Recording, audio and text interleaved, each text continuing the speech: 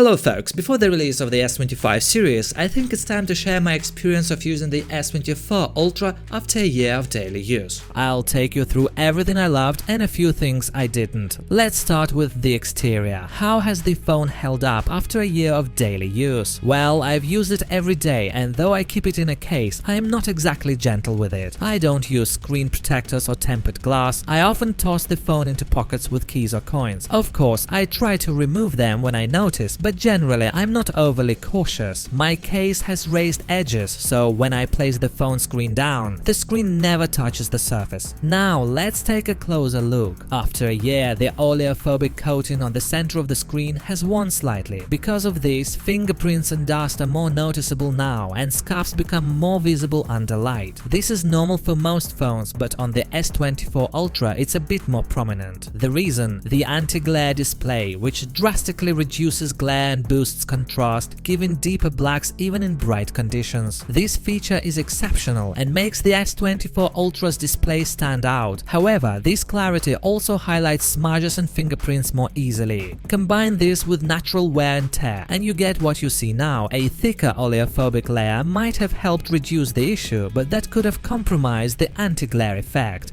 As for micro scratches on the screen, I haven't noticed a single one. The screen is in perfect condition. Maybe if I took a macro photo I'd spot something, but to the naked eye there's no visible damage, and I'm someone who likes to use flagship phones without screen protectors. Some might say it's risky, but it feels better, and in practice the screen has held up just fine. It's even survived a few falls onto hard surfaces without any damage. Overall, the phone still looks stunning, especially without the case, and it hasn't lost its appeal over time. Though, for those new to the device, the size and sharp corners may be a bit overwhelming at first. It's a large and somewhat cumbersome phone, but once you get used to it, it's hard to imagine switching to something smaller. The battery life is another win. The phone easily lasts a full day of heavy use, and with more moderate use, it can stretch to 2 days. In power-saving mode, it now shows around 15 hours of screen time, while in normal mode, you'll get about half that, depending on how much you're using apps. I've never felt the need for a larger battery. I've had no issues with overheating either. The only time the phone felt hot was during extremely warm weather while using 4G internet. Even then, you wouldn't notice the heat through the case, but once you remove it, the upper part of the phone can feel quite warm. That said, the smartphone handles heat very well when gaming. In fact, gaming on this device is an absolute pleasure. As for performance, the Snapdragon 8 Gen 3 in the S24 Ultra is a powerhouse. I've never encountered a situation where the phone felt underpowered. It handles everything with ease, and there's always plenty of performance headroom. The S Pen remains a great addition, although Samsung didn't introduce anything revolutionary with it in 2024. However, paired with Galaxy AI, it feels like it has a new lease on life. Features like sketch to image are pretty cool, and the S Pen makes them even more convenient to use. Speaking of AI, the S24 Ultra is packed with AI features you've probably already heard about, so I won't go over all of them, but I will mention the ones I use the most. For starters, the Samsung Keyboard Assistant is incredibly helpful for checking grammar or tweaking writing style, especially when you are communicating in a language that isn't your native one. Not too long ago, I discovered Circle to Search, which I now use often to translate text directly from the screen. It's fast, convenient, and the animations are smooth and satisfying.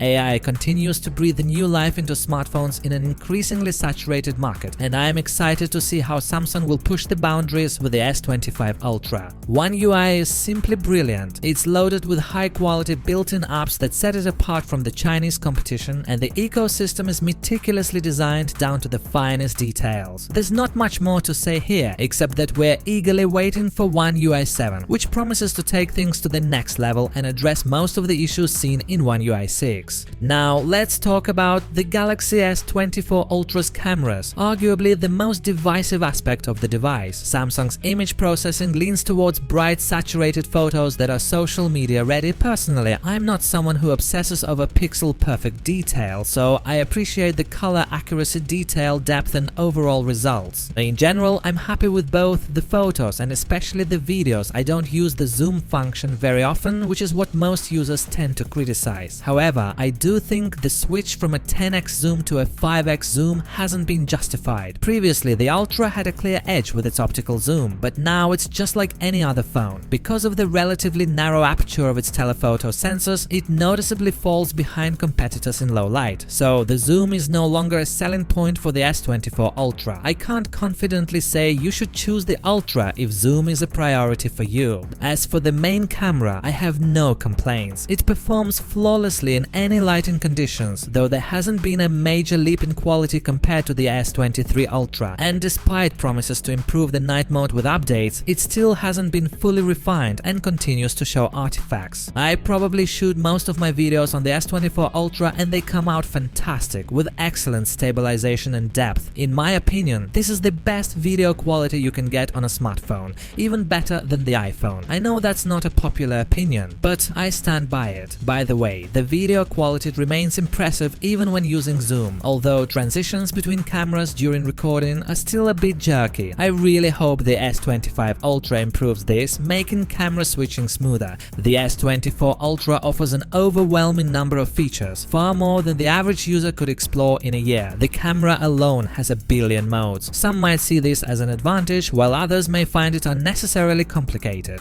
The S24 Ultra isn't the absolute best in every single category, but overall it's a tough competitor to beat. Just keep in mind, there's no such thing as a perfect smartphone or operating system. It's always about compromises, so don't stress if it's not the best in every department. Save yourself the frustration. What makes the S24 Ultra stand out is its balance. It's packed to the brim and offers a well-rounded experience. It's easily the best device we've seen in 2024, and at the same time, personally, it felt a bit uninspiring. Maybe I'm just overexposed to smartphones. But for those upgrading from a 3-4-year-old device, the S24 Ultra is an ideal choice. You'll feel the improvement in every way. And as for those who stuck with the S23 Ultra, you made the right call. There's no major difference between the two, except for the anti-glare display where the S24 Ultra clearly outshines the S23. But this isn't a knock on the S24 Ultra. In general, yearly upgrades between phone generations just don't make as much of an impact as they used to. To wrap it up, the S24 Ultra covers all the bases. After a year of daily use, it has never let me down. It's reliable and consistent. Guys, thanks for watching. I'll keep you updated regarding the S25 Ultra, so don't go far. Good luck to everyone.